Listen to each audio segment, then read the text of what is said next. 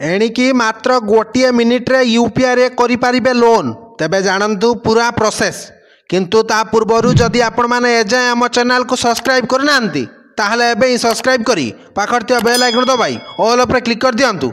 भारतर digital payment system रे आउ एक बड़ परिवर्तन आसीबाकू जाउछि। एबे यूपीआई केवल पेमेंट पाई नुहे बरं ऋण देबा एवं खर्च करिबा पाई मध्य व्यवहार करा जाई पारिबो।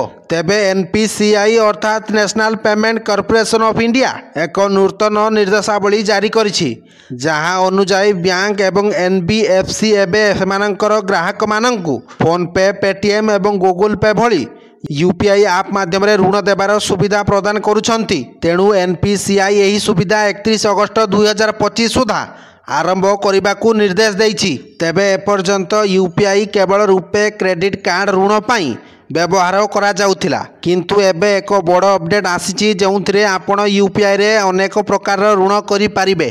तेणु एबे आपण एही क्रेडिट रु दैनिक 10,000 टंका पर्यंत उठाई पारिबे एवं आपण जेकोसी व्यक्ति को टंका मध्य पठाई पारिबे। Bureau report, Odisha news.